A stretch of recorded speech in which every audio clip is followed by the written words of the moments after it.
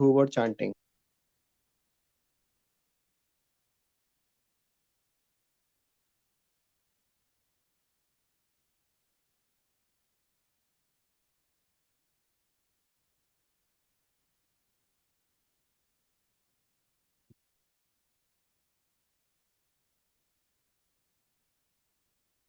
Can someone speak now? Yes, Prabhuji. Okay. Okay.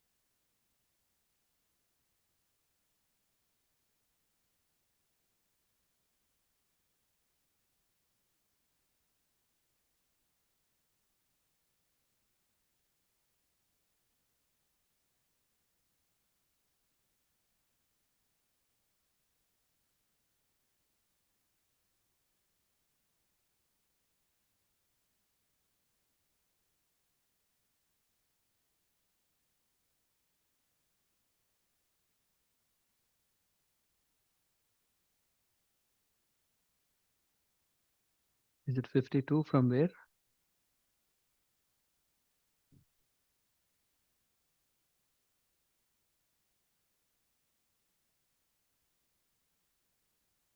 From where? Anyone remember?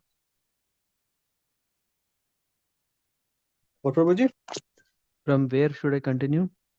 The devotees who were chanting.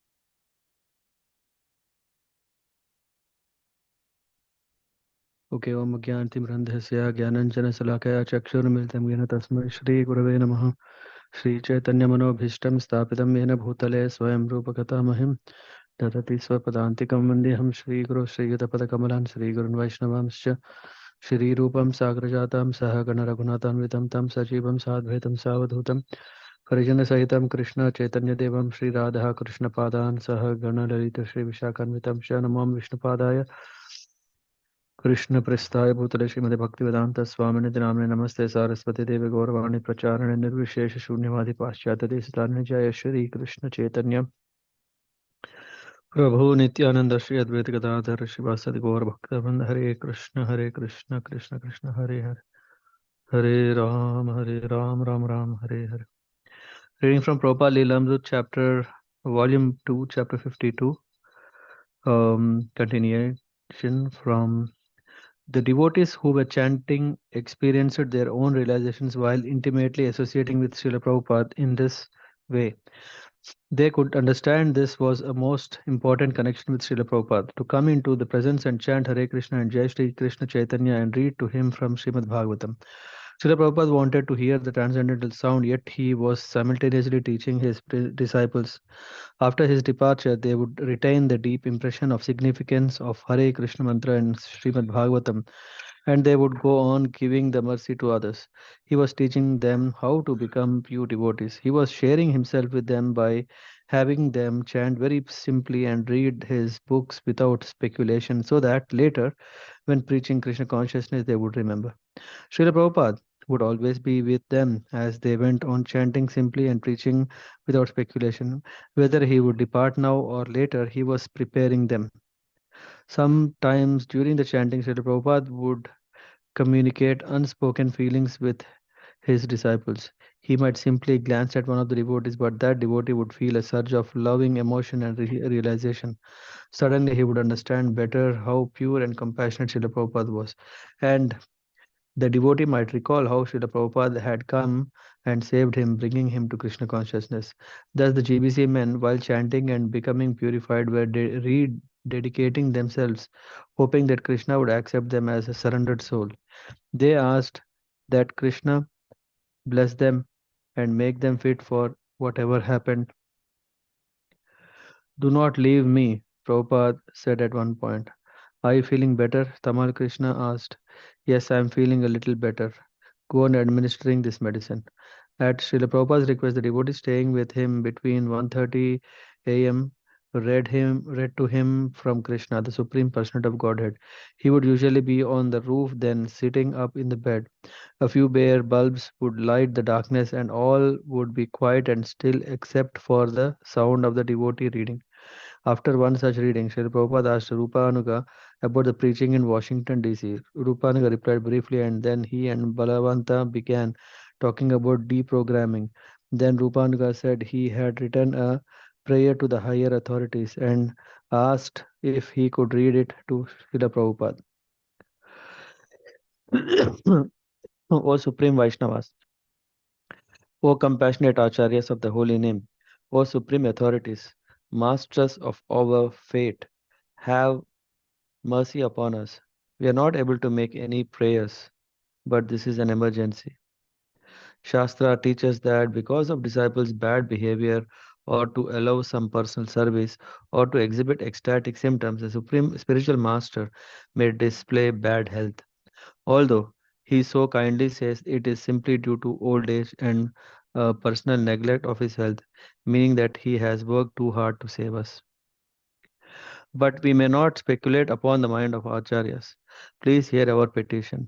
We pray for the kindness of our godfather, grandfather, Bhakti Siddhanta Saraswati Thakur, who is by nature merciful upon his spiritual grandchildren. We pray for the continued compassion of the six Goswamis, who are already famous in all the three worlds for saving conditioned souls. We pray for the benediction of Lord Chaitanya Mahaprabhu, the most magnanimous Supreme Personality of Godhead. We pray to Radharani, Queen of Vrindavan, protector of our neophyte bhakti. And we pray to Lord Krishna himself, whom we cannot even approach without the guidance of our Srila Prabhupada. We, the fallen servants of His divine grace, beseech all of our masters, please give Srila Prabhupada more time to ensure the strength of this movement, time to finish the Srimad Bhagavatam, and a little more time for us to spend at the lotus feet of His divine grace, that we may become pure devotees by His mercy. We implore you, these 10 years had passed so quickly and we are caught far short of perfection. You know that actually only 10 milliseconds have passed in eternal time. Therefore, kindly extend his stay, lest we fall from the spiritual path. O Vaishnava saints, O Bhakti Siddhanta Saraswati Thakur, our eternal grandfather, O six Goswamis of Vrindavan, O Radharani Mother of Bhakti, O Lord Chaitanya Mahaprabhu, the Master of all, O Lord Krishna, the final repose of our love, O Vaishnavacharyas, kindly have mercy on us. Please don't yet take Srila Prabhupada away. Kindly grant this emergency prayer. Hey Deve, said Srila Prabhupada, I have no objection to stay or leave. He said there was a Bengali saying that if a dinky, a wheat threshing machine goes to heaven, what will it do there? It will thresh wheat because the thresher is constituted in a particular way. It will thresh wherever it goes. Similarly, the pure devotee, where he is in the material world or the spiritual world, will serve Krishna. In this way, Srila Prabhupada was indicating that he had no personal anxiety, but he had also indicated that although everyone was dependent on Krishna, the prayers of the devotees might influence Krishna. Srila Prabhupada's disciples, humbly considering themselves neophyte devotees, took it as a sign of Prabhupada's protective mercy that he said their prayers could keep him with them and that he, although an eternal exalted associate of Krishna, liked to be with him with his tiny disciples. Oh Guru Maharaj, oh, sorry, my Guru Maharaj was disgusted. He had said, but I like your company. A sannyasi disciple read aloud a prayer he had written petitioning the Supreme Lord for Prabhupada to live for 100 years. Oh, on hearing this, Srila Prabhupada opened his eyes wide and smiled. But again, he pointed out that he was not afraid of death. Wherever he was, he said he was in Vaikuntha. Especially being in Vrindavan and being surrounded by the kirtan of his disciples was Vaikuntha. Tamal Krishna Goswami told Prabhupada that he had offered a prayer in the temple that morning while standing before Krishna and Balaram. Krishna has done so many miracles, he said, so it would not be very amazing if he kept Prabhupada alive. And Balaram was supporting all creation. Would not be weakened if he gave Srila Prabhupada little strength. In this way, Tamal Krishna said, "We may all pray to Krishna and Balaram to save you. We are not very important, but still they may hear." No, Prabhupada said, "You are all pure devotees with no other motives." Srila Prabhupada regarded the petitions of his disciples as expressions of sincere affection, not at all improper spiritually. But he pointed out that it was ultimately up to Krishna. He had his plan. In any case, Srila Prabhupada said that he would be all right. He told the story of a sage who blessed the different persons in different ways. The sage blessed a prince to live a long life, since after death he would be punished for his sensual life. The sage also blessed an ascetic to die at once, as so as to be relieved of suffering of his austerities and receive his pious rewards. But when asked to bless a pure devotee, the sage said that the devotee, because the devotee had already obtained the lotus feet of Krishna, his condition would be same whether he lived or died. Prabhupada knew even better than his disciples that there was much he could do if he remained in the world, but he simply wanted to see what Krishna desired. He saw strong evidence, however, that his life was about to end, at least according to the condition of his physical body, and this is in itself indicated that Krishna's desire was that he soon leave his this world. The GBC men met and decided that aside from Prabhupada's will, which would secure the ISKCON properties, and aside from making all the bank accounts within ISKCON secure, there were also a few questions whether they should put before Prabhupada before it was too late.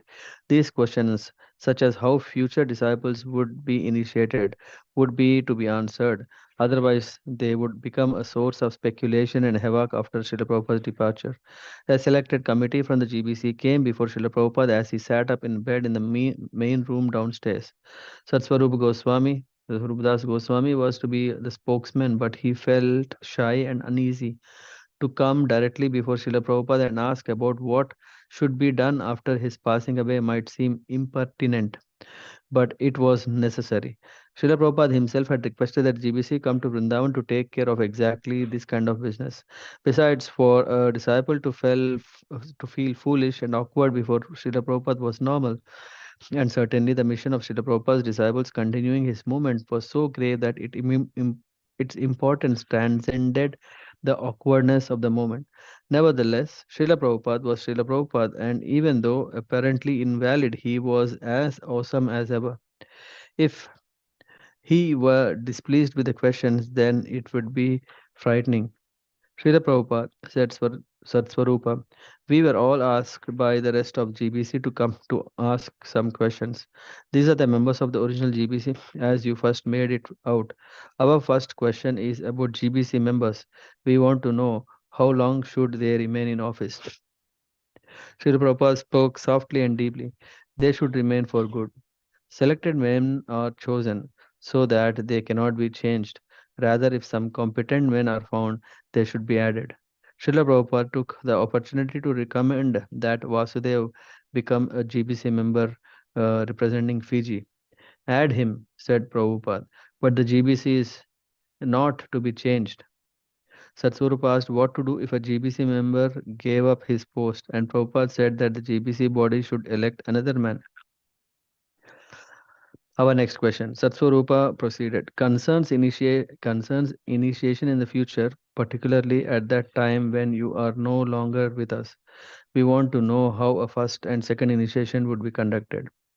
Yes, said Prabhupada. I shall recommend some of you. After this is settled up, I shall recommend some of you to act as officiating Acharya. Tamal Krishna interjected. Is that called Ritvik Acharya? Yes, Prabhupada said. Ritvik. Then, what is the relationship of that person who gives the initiation? Asked Satsvarupa. He is Guru, said Prabhupada. But he does it on your behalf, said Satsvarupa. Yes, that is formality. Because in my presence, one should not become Guru. So, on my behalf, on my order, Amara Ajnana Guru, Agya, yeah, Guru, sorry, Agya Guru. He is actually Guru, but on my order. So, they may also be considered your disciples. said Satsvarupa, referring to those persons initiated on Prabhupada's behalf by the Ritvika Acharyas. They are their disciples, said Srila Prabhupada. Now he was speaking of initiations after his passing away. They are disciples of the one who is initiating, and they are my grand disciples. When I order you to become Guru, you become a regular Guru, that's all. And they become the disciples of my disciple. The GBC members present were satisfied that Srila Prabhupada's reply to intricate inquiry was clear and conclusive. Later, he would select some of you, and whoever he selected could become an initiating guru. What he had already described many times throughout his Bhaktivedanta purports was now being implemented. His disciples would become gurus and accept disciples of their own. Satsvarupa next asked about the BBT. At present, he said, no translated works are to be published without your seeing and approving them. So the question is there any system for publishing work in the future? Works that you may not see? That we have to examine expertly. Prabhupada replied. He accepted the principle that future works could be translated from Sanskrit, but he cautioned, but amongst my disciples, I don't think there are many who can translate properly. Therefore, Srila Prabhupada said, Kirtanananda Swami, we think that you cannot leave us very soon. I don't want to, said Prabhupada, but I am obliged. What can I do? If you don't want, then Krishna won't want, said Kirtanananda. Srila Prabhupada went on to describe the special qualifications for translating Sanskrit Vaishnava literature. It would take a realized soul, he said. Otherwise, simply by imitating A, B, C, D, it will not help. My purports are liked by people because it is presented as practical experience. It cannot be done unless one is realized. It is not a matter of scholarship, added Bhagavan. Lord Chaitanya said Srila Prabhupada, Amara Agyaya Guru. One who can understand the order of Chaitanya Mahaprabhu, he can become Guru. One who understands his Guru's order in Parampara, he can become Guru. And therefore I shall select some of you. By repeating himself, Prabhupada emphasized his point. He would select who would be Guru. And he also repeated his other point. So there is no question of changing GBC. Rather, one who is competent, he can be selected to add by the vote of GBC. Of course, if someone falls away, Tamal Krishna proposed, just like in the past GBC men have fallen down, they should be replaced, said Prabhupada. They must be all ideal Acharya. In the beginning, we have done for working, but now we should be very cautious. Anyone who is deviating, he can be replaced. Their few questions answered, the GBC men sat silently before Srila Prabhupada, awaiting any further instructions but anxious not to tire him with their presence. So Srila Prabhupada said, Tamal Krishna, there is a chanting party ready to do some kirtan. Maybe they can come in.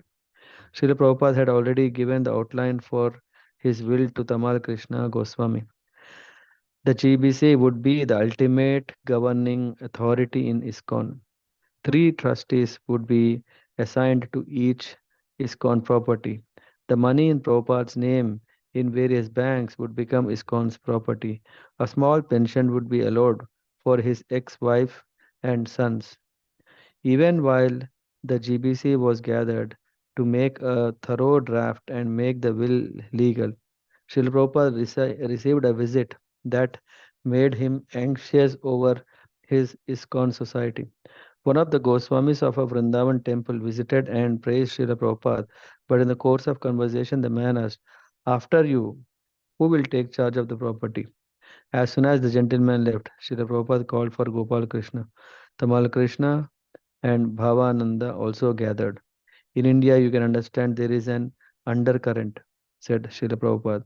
Undercurrent, Tamal Krishna repeated. An undercurrent is going on, said Prabhupada, that after my demise, it may be taken away from your hands. If you understood that from this discussion, asked Tamal Krishna. I understood it long ago, said Prabhupada. How are you going to guard yourselves? Once again, It was Prabhupada who had to make them aware of worldly wisdom.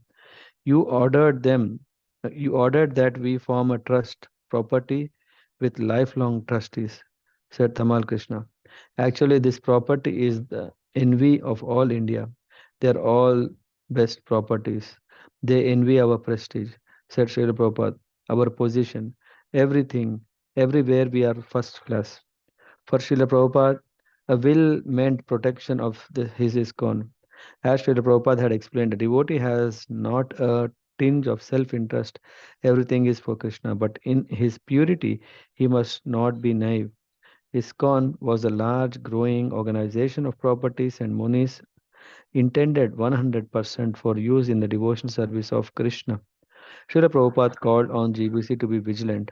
While his GBC men discussed privately the details of the will, Srila Prabhupada lay in bed, anxiously concerned about ISKCON's properties. He didn't attempt to eat, and Upendra had to massage his chest. Later that day, while surrounded by a sweetly chanting group of devotees, he again brought up the threat. There is a big plot going on, he began. They are very troublesome. Tamal Krishna, who knew what Prabhupada was talking about, said, this should be done immediately. Make a trust property. This should be done, said Srila Prabhupada. Very nice. What Prabhupada was asking was not unusual, but it had to be done soundly, expertly. And that meant Srila Prabhupada would have to do it himself. He wanted no more management, but could his disciples assure him on this point of greatest anxiety that the institution's properties and monies would be protected? Tamal Krishna spoke up to assure Prabhupada of the GBC's competence to deal with this. This should be done for all the properties, he said, but especially here in India. Srila Prabhupada said, Bhavananda Goswami, the trustees should be designated. Trust, trustee without designation? Prabhupada replied, where is trustee? I have already made one draft of trustees for the book trust. In that style, make it. Yes, said Tamal Krishna. So we will make up a draft on that style, and after the draft is approved, you can tell us which trustees you want. Oh, you can select among yourselves, said Prabhupada. Why you are taxing me? When Tamal Krishna mentioned that the three places in India, Bombay, Vrindavan, and Mayapur, were the most important, Srila Prabhupada replied, everywhere. Then he added, among yourselves there is no strong man. That is the difficulty. That is a fact, admitted Tamal Krishna. All my child, said Srila Prabhupada, a statement of love but not of relief. And it requires a very strong man that is lacking. In every minor detail, I have to open my mouth. Anyway, whatever we have got, sit down and select trustees. Vibhav, and that format is there. Make it a trust. Among you, Rameshwar is a little intelligent. Anyway, do your best. Otherwise, there is a very, very big undercurrent that are waiting. They are waiting for your program. Tamal Krishna assured Prabhupada that they would immediately have a meeting. We will discuss these points. Oh, discussion I have already given you, said Prabhupada. Do it. What I meant, said Tamal Krishna, is we will execute it. All right, said Prabhupada. Don't delay. At times like this, it became especially clear that the day was approaching when Prabhupada's children would have to grow up and lead, manage, protect, and expand his society on their own. These might well be their last chances to learn directly from him and to be close with him for chanting the holy name and dedicating themselves utterly to carrying out his desires for ISKCON. Srila Prabhupada seemed to be doubting whether his children would rise to the occasion, and that expressed doubt impelled them not to discouragement, but to be but to determined action to prove themselves loyal and competent. That evening, a GBC committee reported back to Srila Prabhupada that the will had been drafted with provisions for the protection of all ISKCON properties through specified trustees. Rameshwar read a will before Srila Prabhupada, who made only a few comments. This will make it impossible for anyone to cheat, said Rameshwar. Yes, Prabhupada agreed. As far as I can see, even Regarding matters of utmost concern to him, he sometimes remained quiet. He had directed his GBC men as far as possible. Now he mostly wanted the medicine of the holy name. But what they have had done was all right, and he was satisfied. As the committee was leaving his room, he softly exclaimed, Jai, future directors of ISKCON. And later, when alone with his servants, he shed tears and said he could now leave peacefully. A few days later, the final version of the declaration of the will was notarized in the presence of a lawyer. The document began the governing body commission GBC will be the ultimate managing authority of the entire International Society for Krishna Consciousness and went on to cover all points of concern regarding ISKCON properties and management. Most of the 23 members GBC body was still gathered in Vrindavan, but their immediate business was completed. Srila Prabhupada's health appeared to be slightly improved, a blessing of the devotees and Prabhupada attributed to the constant chanting. Srila Prabhupada even ate and digested some fried food. He also spoke of attempting to resume his early morning translating work. The GBC men, each of whom had pressing leadership administrative duties, within their respective zones began to feel the need to return to their posts. Aside from their chanting shifts in Srila Prabhupada's room, usually for 3 hours twice a day, they had no other service in Vrindavan. The weather was also unbearable hot up to 120 degrees. When some of them expressed their plans to return to their areas of work, Prabhupada gave his permission.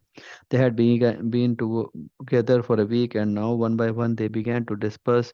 Within another week, most of them had left Vrindavan. Srila Prabhupada and his small staff remained, and the constant chanting continued performed by the devotees of the Krishna Balaram temple.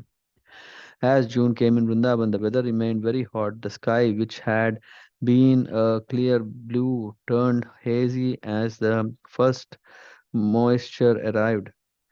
Between noon and 4 p.m., the ground was too hot for bare feet, and the residents of Vrindavan would stay home, confining most of their activities to either the morning or the late afternoon and evening. Even eating was excluded from the midday since the heat killed the appetite. The Yamuna was shallow and hot, giving little relief.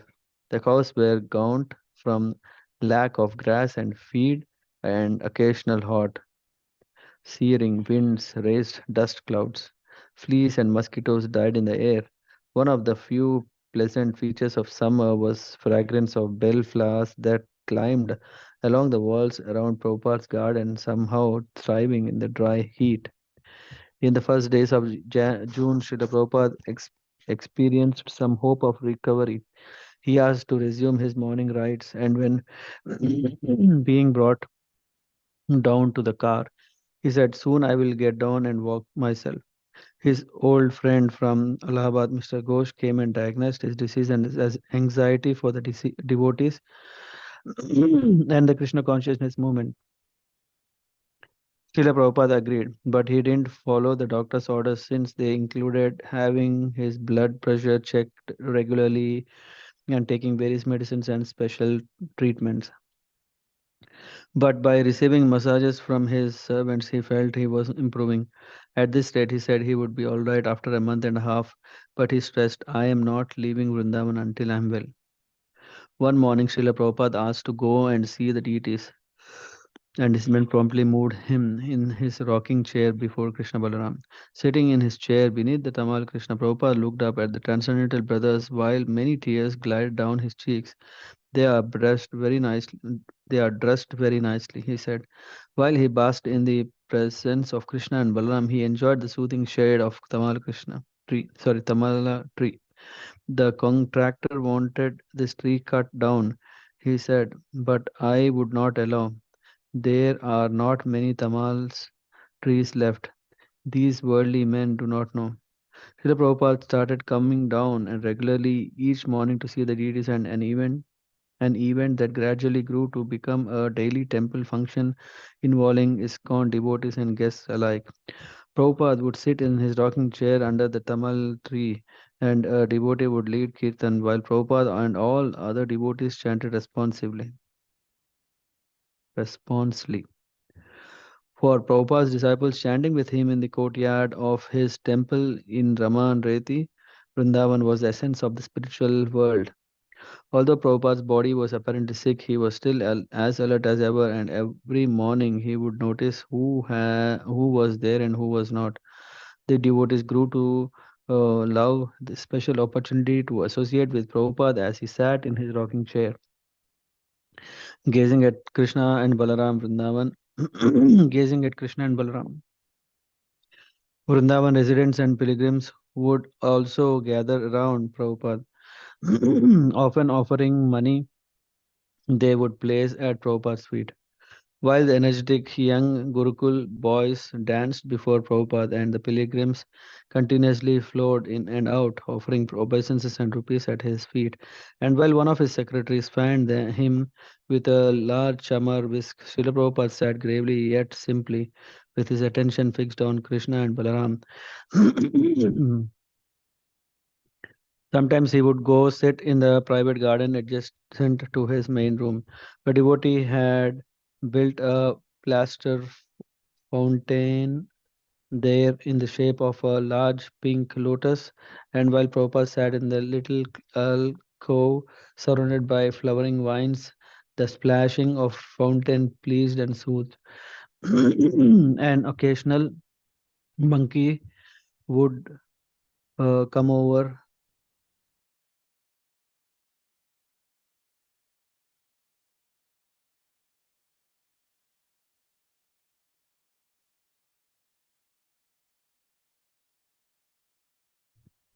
Otherwise, he sat silently, conversing only occasionally with one or two disciples. One day in the garden, Srila Prabhupada was recalling the simple but civilized life he had known as a child. He mentioned the various ceremonies his mother had observed during pregnancy to allay the dangers connected with childbirth. Though his voice was soft and weak, he was still inclined to speak.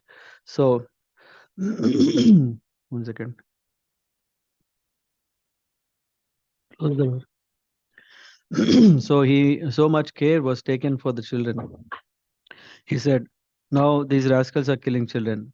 Most uncivilized life, two-legged animals. Even in these days in India, in the interior villages, their life can be peaceful.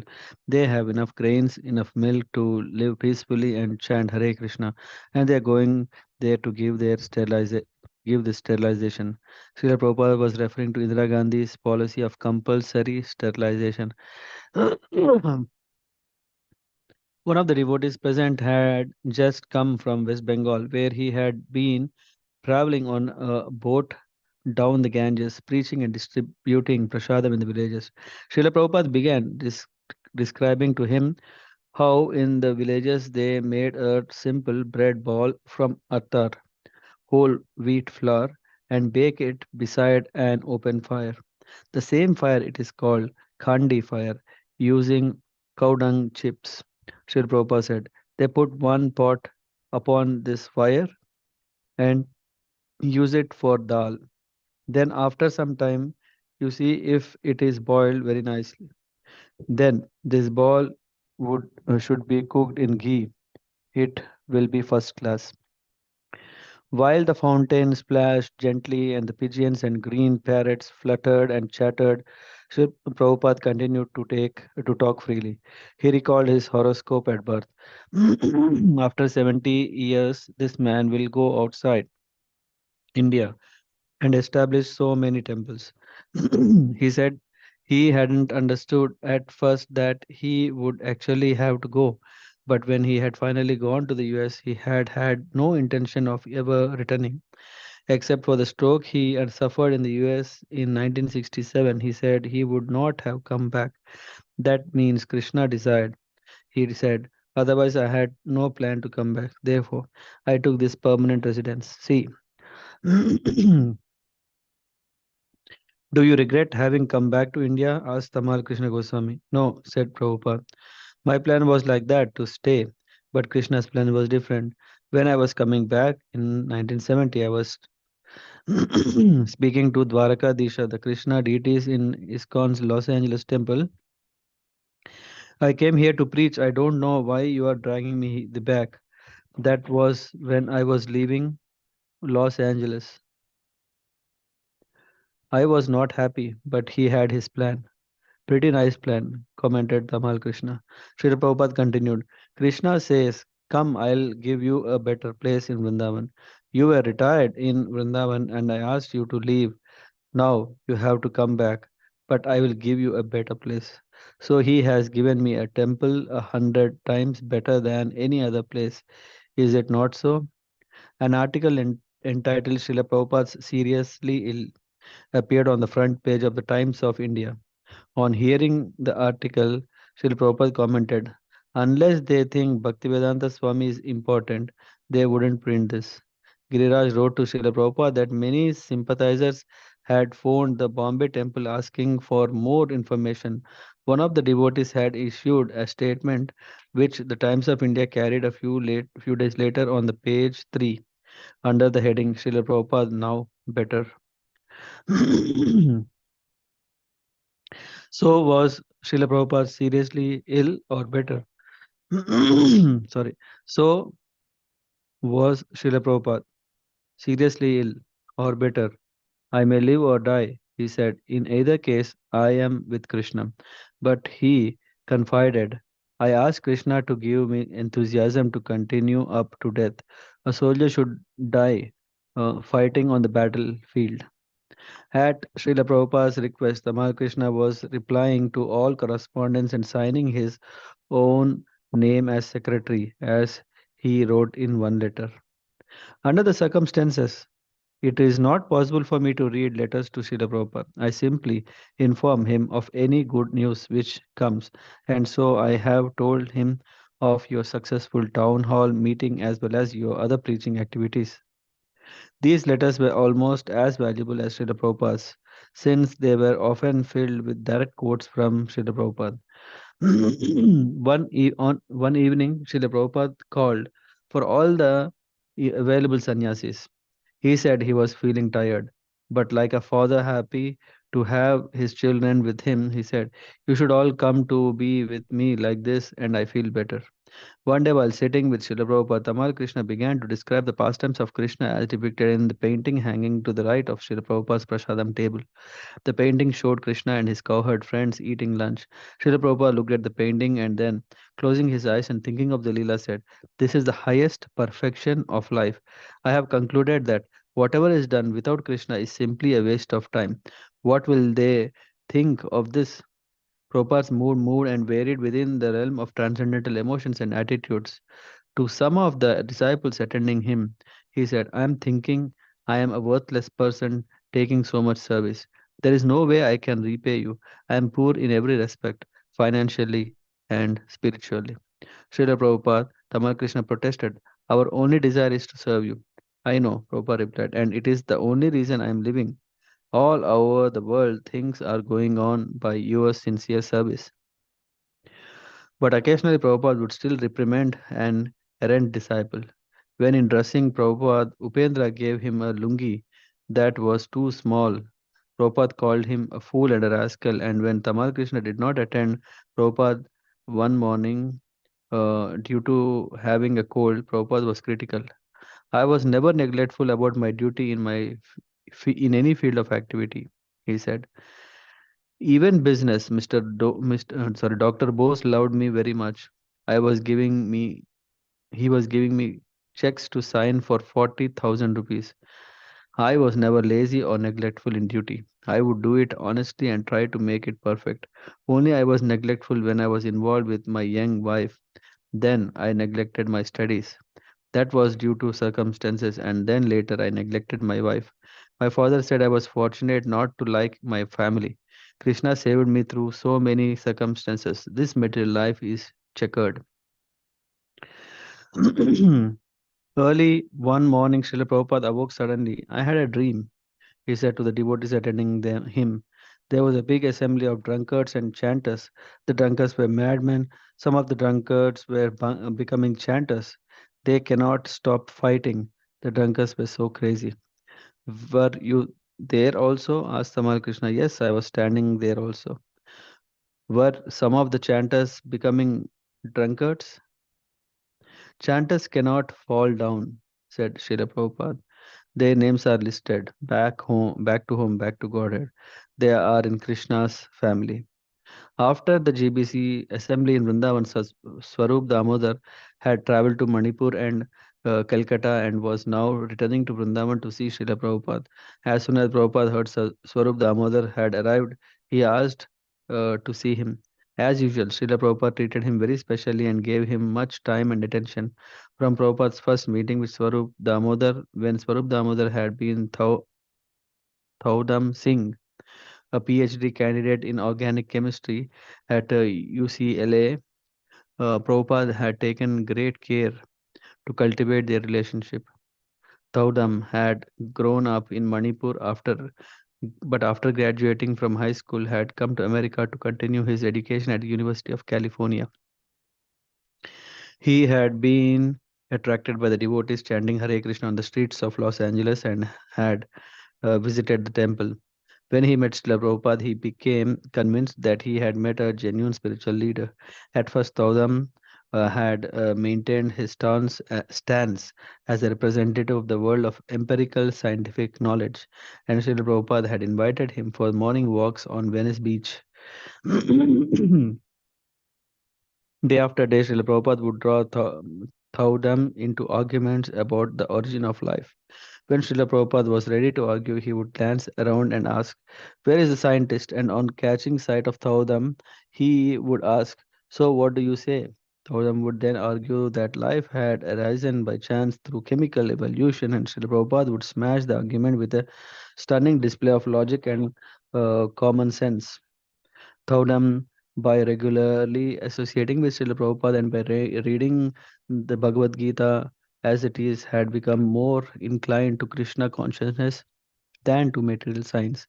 And eventually, he had become Prabhupada's initiated disciple, Swarupadas. With Srila Prabhupada's encouragement, Swarupa had been received his PhD and pledged to serve Srila Prabhupada through scientific lectures and writing against the theories of modern atheistic science. Srila Prabhupada was well aware of the powerful sway science held over people everywhere, and he was um, out to combat their godless propaganda. He knew that Bhagavad Gita was highest science, and he saw how outrageously prejudice made many modern scientific assumptions were. For all their high technical jargon and faith in the scientific method, scientists were actually ignorant of the origin and purpose of life. Sir Swarupa, sorry, I'm saying, Swarup Damodar and a few other devotees holding graduate degrees have formed the Bhaktivedanta Institute and were working within academic circles to establish the scientific basis of Krishna consciousness. Srila Prabhupada had been especially pleased when at a large meeting of scientists that Swarup Damodar had challenged a Nobel Prize winning scientist who held that life was a phenomenon that occurred at a certain level of chemical complexity. If I give you the required chemicals, Swarup Damodar had asked him, "Will you be able to produce life?" And the embarrassed scientist had replied, "I don't know." Repeatedly, Srila Prabhupada had referred to that incident in his conversations and lectures.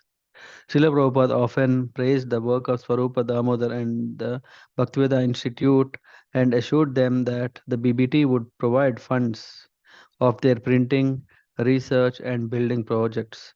He had given them the arguments and they were developing them with scientific language. Now, Swarup Damodar had come for more association with Srila Prabhupada, and after offering obeisances, he presented Srila Prabhupada with several pink lotus flowers. Srila Prabhupada took one in his hand and opened the petals.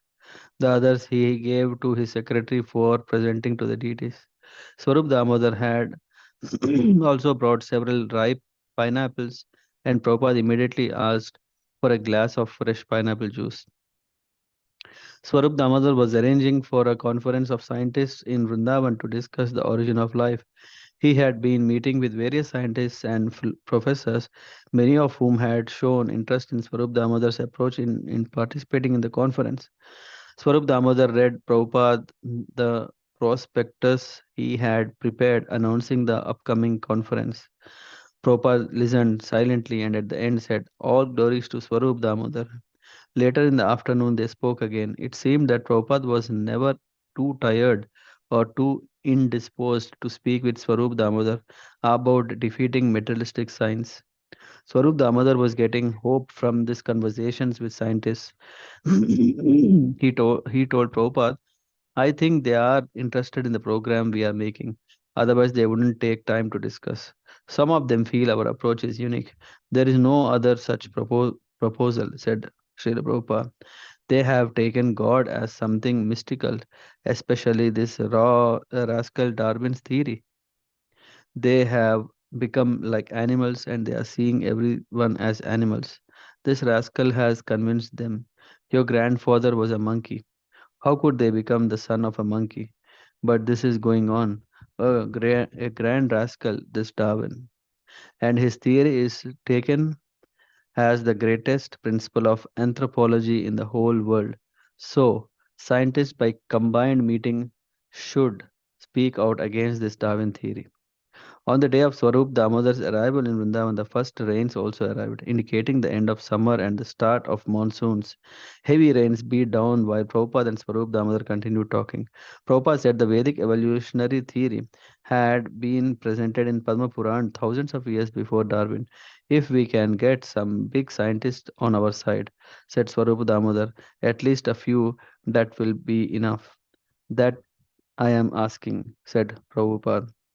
Tamal Krishna figured that Srila Prabhupada would be tired after 2 hours of talking, so he interrupted.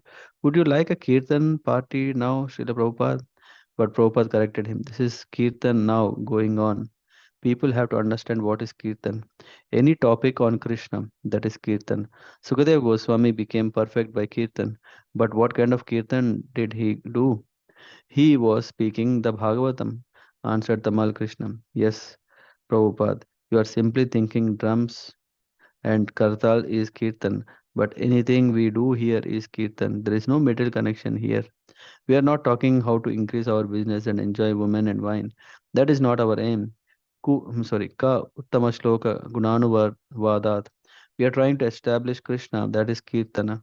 Shravanam Kirtanam Vishnu. Do you know this?" Taking this remark as his cue, Swarup Damodar went on to speak about scientists he had met who were interested in the proposed Origin of Life conference. "I am thinking of title of our conference," he said, as a Bhaktivedanta Vijnana conference in Vrindavan. "No," said Srila Prabhupada. "They will take it otherwise, thinking that Bhaktivedanta is not a jnani. They will take it lightly because Bhaktivedanta Swami is not a scientist." One of the devotees said that Bhaktivedanta actually indicated the highest science, and Srila Prabhupada agreed. But to understand bhakti, he said, we who he said was very difficult for ordinary men. "Why not? Life comes from life," asked Prabhupada, and Swarup Damodar immediately agreed. "Make something extraordinary," said Prabhupada. "We are not just some magicians like the other yogis. There is money, intelligence, and I can give you some inspiration. I can give you inspiration." Srila Prabhupada's comments often implied that his bodily condition was of no importance either to himself or to his followers, and this was in fact an important instruction regarding the Guru's body Vapu and his instructions Vani. The spiritual master would not always be physically present, but in the form of his instructions, he was eternally available for the sincere disciple, and that association was as real and personal as physical association.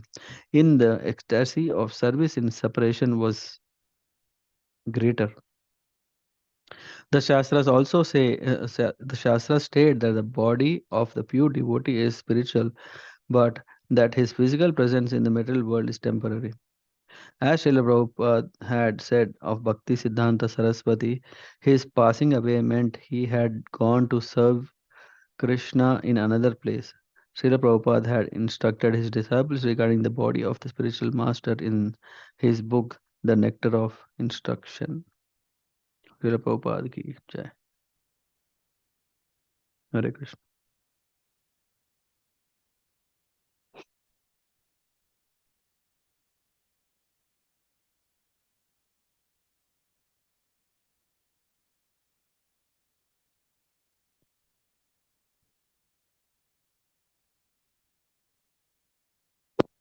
Thank you, Prabhuji, for reading. Yeah. Wonderful. Thank you.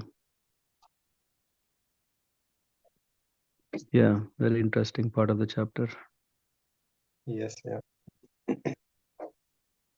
So he mentioned, Prabhuji, na, like many times about the Ritvik, like you will become Guru. Mhm. Um, Yeah. but still so much He was confusion. mentioning about Ritvik system. The Ritvik system means during the when Prabhupada is there, and the Ritvik system ends when Prabhupada leaves. Yes, Prabhuji, yeah. Yeah. Mhm. Yeah.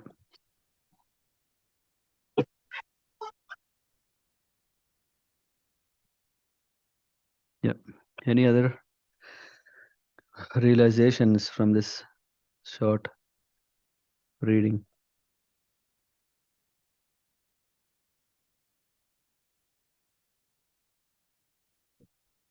Hare Krishna, Prabhuji. So, Mhm. Prabhuji, was there a list given finally?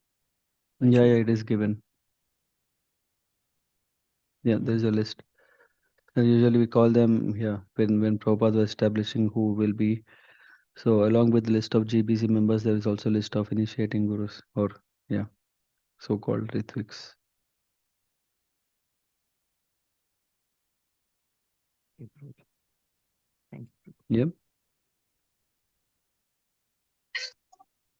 Yes, Prabhuji, yeah. Mhm.